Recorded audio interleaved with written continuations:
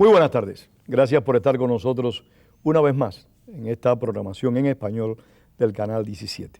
Les saluda Pedro Corzo, periodista de Radio Martí.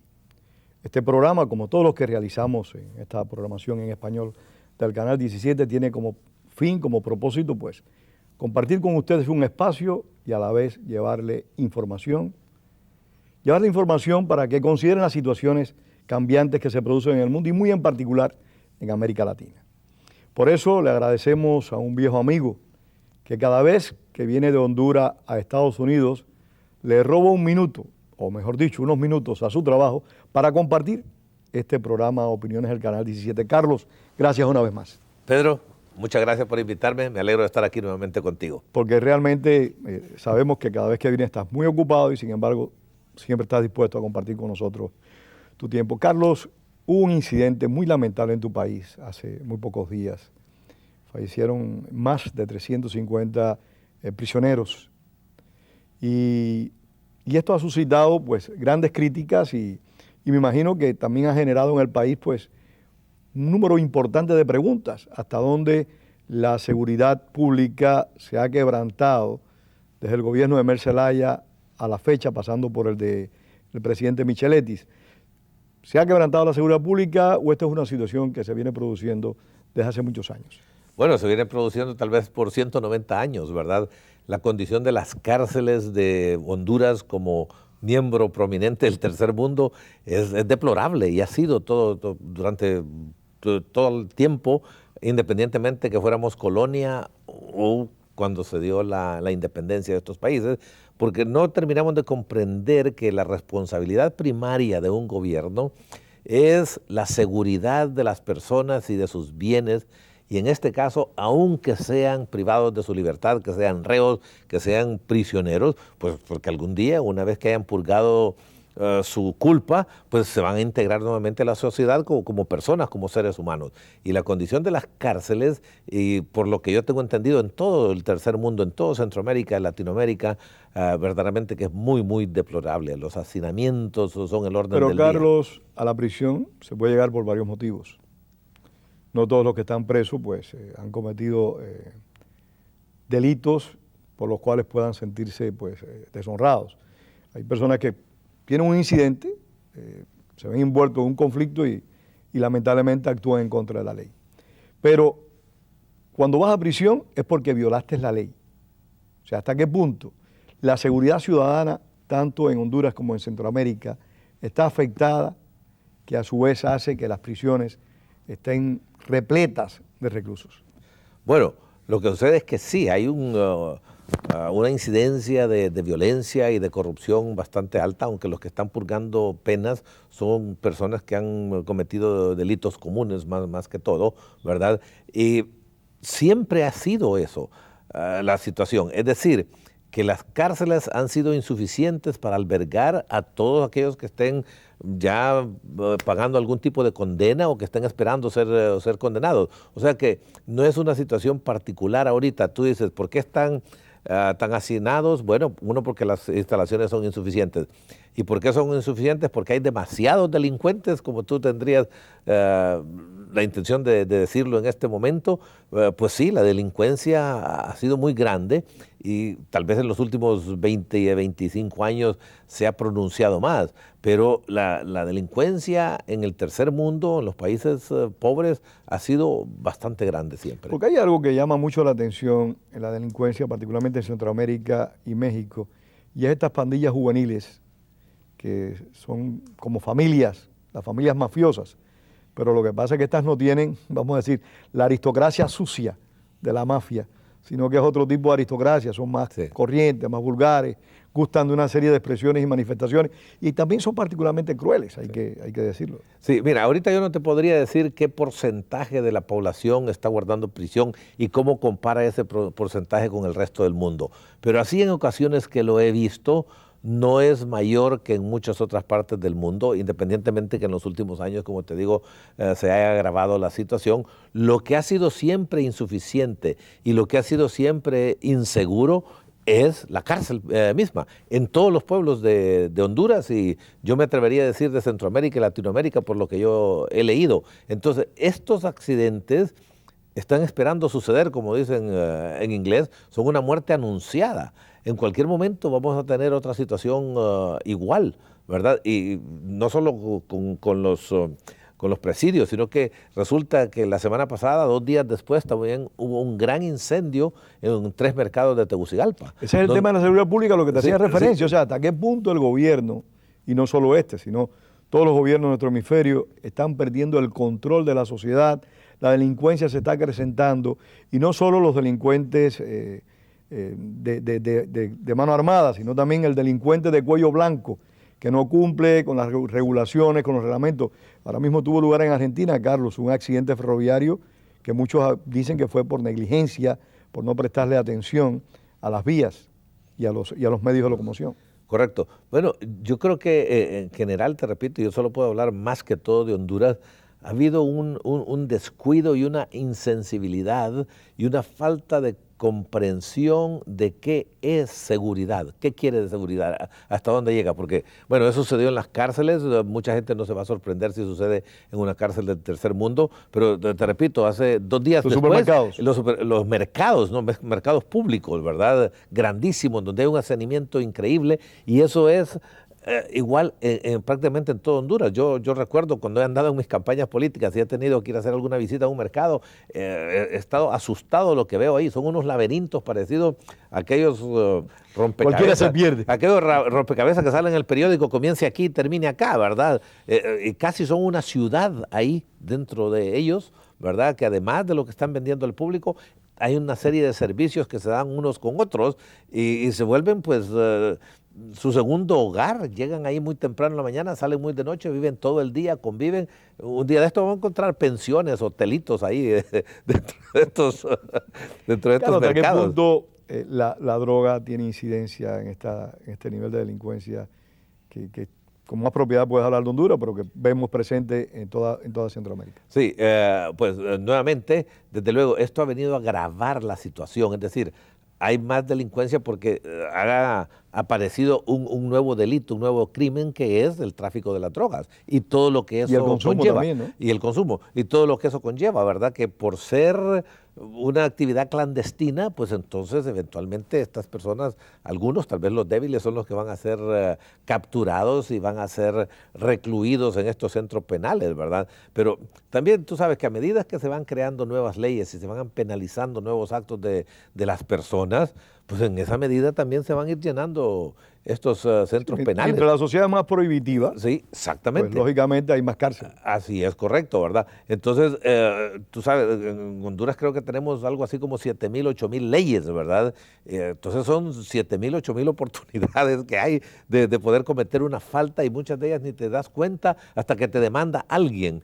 Y una frase que es bastante común en nuestros países es, te voy a meter a la cárcel. Y efectivamente sucede. Hay mucha demanda frívola, como dicen aquí en los Estados Unidos, y tienes que ir a defenderte y en un momento dado, si no tienes tú los recursos y las conexiones, la influencia para defenderte, pues terminas en la cárcel y de repente pues corres riesgo de tu vida y la integridad física, ¿verdad? De lo que te puede suceder ahí en esos centros, porque hay muy poca sensibilidad, te repito y hago énfasis en esto, muy poca comprensión de qué quiere decir seguridad ciudadana. Y eso significa también en las calles, tú sabes, las calles cómo están de congestionadas en nuestros países. El presidente Uribe generó un término que para mí me pareció muy apropiado y me sigue pareciendo apropiado, la seguridad democrática. O sea, hasta qué punto la democracia tiene que tomar medidas de control para evitar de que se descomponga. Y la pregunta válida es hasta qué punto las democracias nuestras tienen que tomar control contra el crimen para evitar de que se descomponga socialmente. Bueno, Porque eso es algo que estamos viendo también en Venezuela. O sea, el nivel de delincuencia, el nivel de asesinatos en Venezuela, los fines de semana, particularmente en Caracas, es elevadísimo. Pero pues ahí tendríamos que entrar a toda una discusión de qué es democracia y como tú sabes, mi tesis es que democracia, como se conoce en el primer mundo, no existe ni ha existido en Honduras y en muchos otros países de Latinoamérica. Y yo veo con mucha tristeza cómo esa comunidad internacional que actúa de policía moral o militar en un momento dado pasa aplaudiendo las democracias de Latinoamérica y de otros países porque únicamente le ponen atención al ejercicio electoral, ¿verdad? Si hay o no hay campañas, si hay represión en la campaña. La legitimidad la da el voto, no el origen del candidato. Pero cómo llega una persona a ser candidato, eso nunca lo ven. Y el día que comiencen a analizar... Y tampoco la maquinaria que establecen para poder ser ganador. Entonces, en cada vez que nos acerquemos a que la comunidad internacional vea, analice, evalúe los procesos mediante los cuales una persona llega a ser candidato, yo creo que entonces nos estamos acercando a tener la democracia que hemos querido tener. Yo creo que has puesto un ejemplo muy preciso y muy conveniente, y son las recientes elecciones que tuvieron lugar en Nicaragua, donde la propia Constitución impedía la reelección de Daniel Ortega, y él logró que la Constitución, pues, sin ser reformada, él se pudiera postular, una cosa inconcebible. Esa postulación, que para muchos ha sido manipulada, o sea, los votos que obtuvo, ganó la aprobación de la comunidad internacional y paradójicamente o curiosamente, ahora sectores de la Unión Europea están diciendo que la elección de Ortega no es legítima.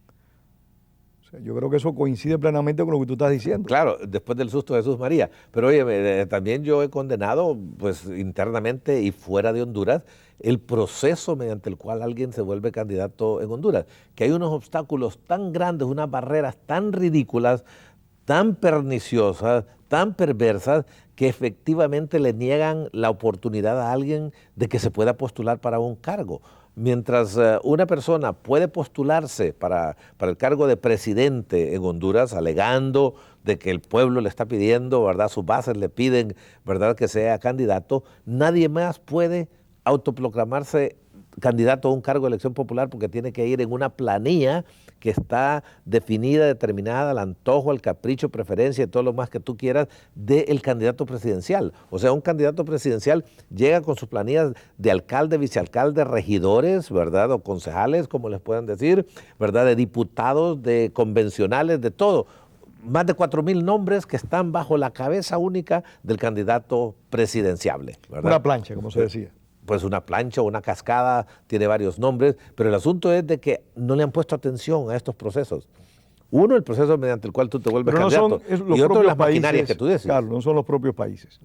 La propia clase dirigente la que tiene que reformar esas cosas, porque la comunidad internacional no puede meterse con Honduras y decirle al Consejo Nacional Electoral ¿Qué hizo el 28 de junio? Que hacer esto. ¿Qué hizo el 28 de junio la comunidad internacional? Intervino abiertamente en Honduras, Está bien. hincó a Honduras. O sea, si lo puede hacer en esa ocasión, óigame, para mí que la comunidad internacional puede perfectamente decir, o bien sean gobiernos independientes, aislados, decir, miren, la ayuda que yo les podría dar está condicionada a que ustedes hagan reformas electorales. Porque mira, esta comunidad internacional del primer mundo, porque hay comunidades internacionales del tercer mundo también, le ponen más atención a algunos lugares exóticos del mundo o donde abiertamente hay un dictador, como pudo haber sido Egipto, y eso a medias, o Libia, o cualquiera de estos países africanos donde hay unos dictadores, para hablar que ellos apoyan democracia. Pero en lo que es Latinoamérica, al único que apuntan, que señalan, es a Castro, que no hay democracia. Pero tampoco todo el mundo, porque podemos apreciar un número importante de gobiernos latinoamericanos, para no decir que todos, que por décadas han sido aliados y amigos de Fidel Castro, incluyendo gobiernos de Honduras. Sí. O sea, no. La falta de solidaridad es algo muy claro y muy preciso en todo este continente. Pero lo que yo te estoy diciendo es que aplauden que en Latinoamérica tenemos democracia excepto por Cuba, ¿correcto? Hay un consenso de que hay democracia. Pero no les preocupa de que en Cuba no haya democracia. Bueno, no les quita el sueño.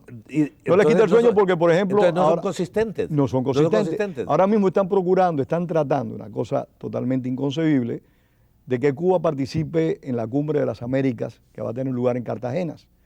La propia Colombia está haciendo esfuerzos para que Cuba asista. Entonces, hay que preguntarse, Cuba, que ha sido el país que ha subvertido el orden en Colombia por décadas. El presidente Uribe en una ocasión declaró, igual Uribe, de que había que agradecerle a Fidel Castro los esfuerzos que estaba haciendo para que la paz llegara a Colombia. Bueno, entonces hay que preguntarse, ¿dónde está la solidaridad? Bueno, tal vez que hubo algún tipo de esfuerzo que reconoces tú aisladamente de lo que es. Es como, vaya, te voy a poner el ejemplo muy hipotético, desde luego. Si el diablo salva a un niño que se está ahogando, vas a aplaudirle esa acción y continúa siendo el diablo.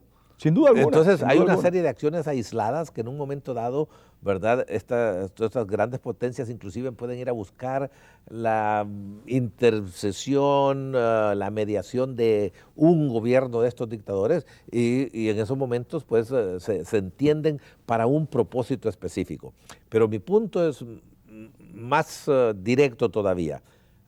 En Latinoamérica, en muchísimos países, y no la mayoría, democracia está definida únicamente por el ejercicio del voto. Estamos de acuerdo en eso. Ok, entonces yo creo que la comunidad internacional, si comenzara a ponerle atención a estos procesos, comenzaría entonces a condicionar su ayuda, sus donaciones y sus préstamos blandos, a decirle, miren señores, estos préstamos que nosotros le hemos dado a ustedes desde la Segunda Guerra Mundial para acá, no han funcionado, continúan en la pobreza después de 60 años. Óyeme, ¿qué le dirías tú a un doctor que no te puede curar un resfriado y que ya llevas tú 17 años con él?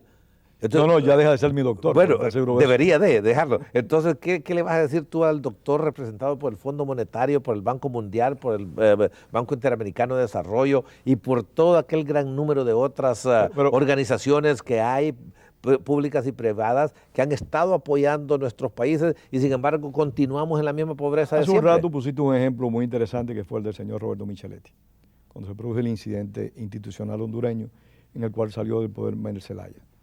La comunidad internacional, particularmente Estados Unidos, reaccionó en contra de lo que muchos calificaron golpe de Estado, otros dicen que no es golpe de Estado. Yo no voy a entrar en calificativos, cada uno tiene su punto de vista al respecto, pero independientemente a eso, ese fue un hecho de una repercusión que desde la perspectiva de los gobiernos latinoamericanos violentaba la Carta Democrática de la OEA, la interpretación que ellos hacían.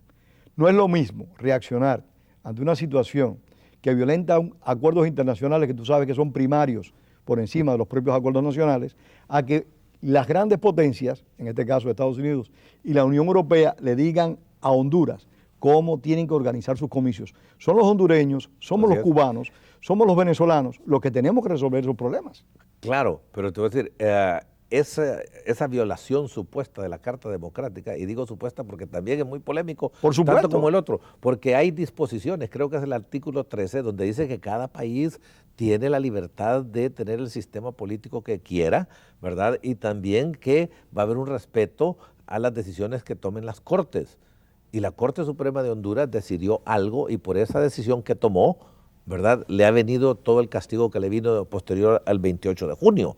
Entonces, si pudieron castigar a Honduras tan fuertemente después de eso, por ese acto, ¿verdad?, de la destitución del presidente Zelaya, pues también la pueden premiar por hacer otras cosas buenas, diciéndole, yo les voy a apoyar, ¿verdad?, siempre y cuando hayan realmente procesos democráticos en sus países. Si usted no tiene un proceso democrático definido en la forma más sencilla y universal, que es tener la libertad y el derecho de elegir y ser electo, que no existe ya verdaderamente en muchos de nuestros países, entonces... ¿Tú no aprecias que haya espacio genuinamente democrático para las elecciones del año próximo en Honduras? Bueno, no lo hay porque, bueno, mi tesis es de que no hay democracia en Honduras. Y no hay democracia en Honduras porque los requisitos para que alguien pueda ser electo, es decir, y que pueda proponerse como candidato a un cargo de elección popular, son tan enormes, tan monstruosos, que efectivamente le niegan ese derecho. Ponnos 2 o 3 requisitos de eso para estar al tanto. Porque... Sí, cómo no. Bueno, nosotros tenemos 298 municipios. Para que una persona pueda presentarse como candidato de su partido para lo que llaman aquí la nominación, o sea, la candidatura para de su partido para presidente, tiene que presentar por lo menos 150 planillas de alcalde, vicealcalde y regidores que están con él. Él que es quien nombra a estos candidatos, o precandidatos, mejor dicho. Aquí les dicen candidatos y a veces los términos nos podemos confundir un poco, pero nadie puede ir de precandidato alcalde en su partido si no es nombrado por el presidenciable. ¿Te puedes imaginar tú? No. Pero para todos los cargos, inclusive para el cargo del comité local del partido. Eso no es realmente democrático, bueno, eso es verdad. Óyeme, es una perversidad, es más, ¿cómo es que una persona va a tener tanto poder? ¿Verdad? Y lamentablemente un sistema medio... Eso da espacio para el famoso dedazo mexicano, desígname mi sucesor. Exactamente, pero en este caso es a toda la línea, vertical, desde arriba hasta abajo, desde la presidencia puesto a la por un alcaldía. hombre. Y este hombre no solamente tiene el derecho de decir, bueno, quiero que fulano de tal, que Pedro Corzo sea regidor, ¿verdad?, sino que puede decir, no quiero que tú pongas a Pedro Corzo de regidor. Él tiene ese poder de veto porque la ley se lo da. ¿Te imaginas tú? ¿A quién? Al presidente de la República. No, al presidenciable. O sea, cuando el candidato a la presidencia cuando que tiene vamos a el las derecho. elecciones primarias, vamos con todas estas planillas que van encabezadas por el presidenciable. Y entonces tú perteneces a ese movimiento. Y si ese señor no quiere que tú estés en su planilla, simplemente no estás. Y no puedes platalear. Te puede decir, bueno, ¿por qué no te vas con fulano de tal? Carlos, con todo respeto, el centralismo democrático, como decían los comunistas, se queda chiquito al lado de eso que tú estás describiendo. Bueno, imagínate. Entonces, ¿cómo la comunidad internacional no puede ver eso? Porque nunca ha entrado. ¿Y por qué los hondureños no lo arreglan? Porque no le conviene a los que tienen que arreglarlo. Quien tiene que arreglarlo son los que se están beneficiando de ese sistema. Óyeme, yo puse una denuncia ante el Comisionado Nacional de los Derechos Humanos.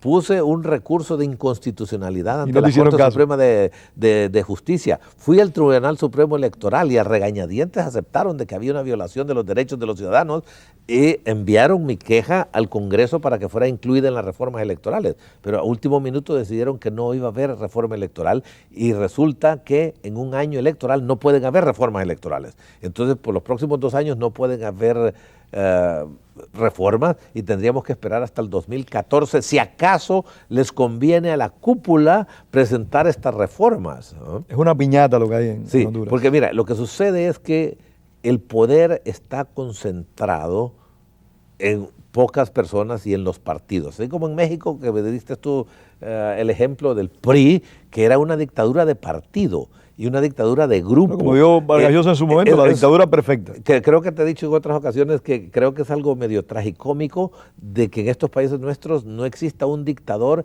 hacia quien enfocar la atención, la condena y hasta nosotros le regalamos a Fidel Castro el hondureño, se lo regalamos. Y a Raúl Castro también. Pero esto es importante. ¿Por qué? Porque cada 4 años nos cambian la imagen, la fotografía de la persona y el presidente. Pero es el mismo partido, uno de los dos grandes, o es la cúpula que está alrededor de cada uno de estos partidos. Ese es el punto. Carlos, aunque tú no lo creas, nos quedan nada más que 5 minutos. Entonces, la comunidad internacional no ha visto a través de esto, ¿verdad?, de que hay esa dictadura, como no la quiso ver nunca en el PRI de México. Hablemos de las potencialidades que se puedan presentar en las elecciones del próximo año. Bueno, mira, el próximo año ahorita está bastante indefinido. Tenemos 2 partidos tradicionales nosotros, el Partido Liberal, que no es tan liberal como alguien que creería aquí en Estados Unidos, porque el liberal creen que es de izquierda, y el Partido Nacional. En las últimas elecciones estos 2 partidos obtuvieron el 94% de los votos. Los otros 3 partidos pequeños, a pesar de que tuvieron toda clase de oportunidades prácticamente gratis de promoverse, no llegaron al 6%, lo que quiere decir de que la preferencia del pueblo hondureño parece ser bipartidista y es rojo, liberal, o es azul, nacionalista. Pero últimamente han aparecido como 4 partidos más, o sea que vamos a llevar como 8 partidos. Y dentro de esos hay unas personas increíblemente populares, como un comentarista deportista, que creo yo que es el mejor comentarista deportista de Honduras y definitivamente está a la altura del mejor de Latinoamérica, que es increíblemente popular y él ha formado un partido que se llama el Partido Anticorrupción. Y él en las encuestas sale... ¿Y los antecedentes del individuo son positivos? Bueno, es una buena persona, pero no es ningún político, no es ningún estadista. Él lo que tiene es una condena contra la corrupción, pero todavía no ha propuesto qué haría. ¿Cuál es el otro candidato? Te precipito por el tiempo. Sí, el otro candidato, bueno, Xiomara, la esposa de Mel Zelaya, es tremendamente popular también, sale como en segundo o tercer lugar en las encuestas, y ellos formaron su partido también libre, que se llama Libertad y Refundación de Honduras, y estos son los más populares. Pero luego hay todo un mecanismo, hay unas estructuras, ¿verdad?, electorales que son difíciles de penetrar. Hablaba de un hijo de Villeda Morales, del expresidente. Él es del Partido Liberal. ¿verdad? De un hijo que tampoco es político, de Ramón Villeda Morales, se llama Mauricio, es un abogado, una buena persona.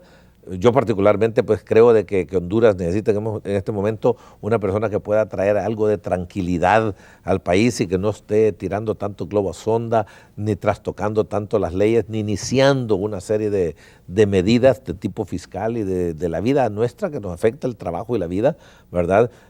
Un compás de espera para poner un poco en orden lo que ya existe por parte del Partido Nacional, que es el que está en el poder actualmente. Está el alcalde, está el presidente del Congreso, están un par de ¿Villeda ministros. va por el Partido Nacional o por el Partido Liberal? ¿Perdón? Villeda Morales. Partido Liberal.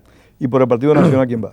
Pues este alcalde, el presidente del Congreso Nacional, que siempre se ha criticado que no debería ser una persona que pueda optar a ese cargo porque el uso del poder es demasiado grande. Bueno, es prácticamente una reelección.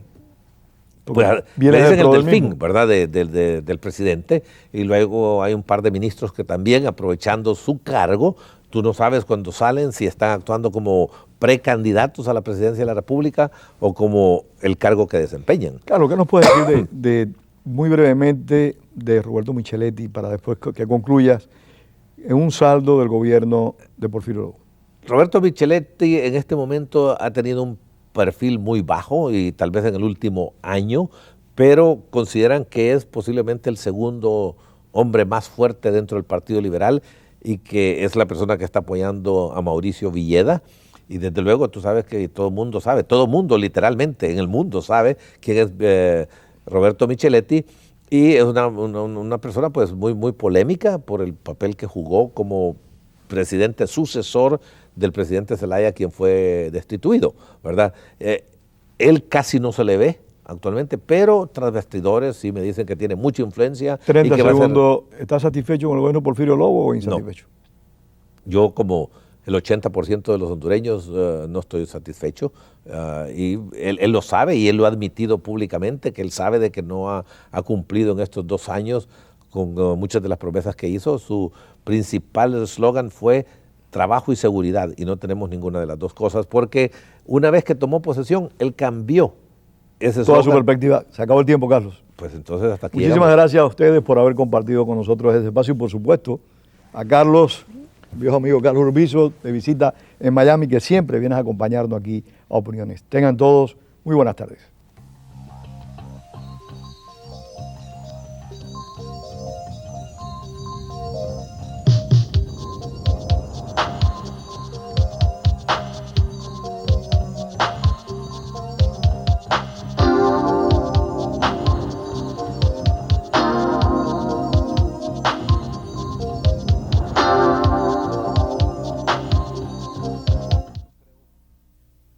Hay una gran brecha en nuestra comunidad que separa a los estudiantes que tienen acceso a la tecnología con los que no tienen.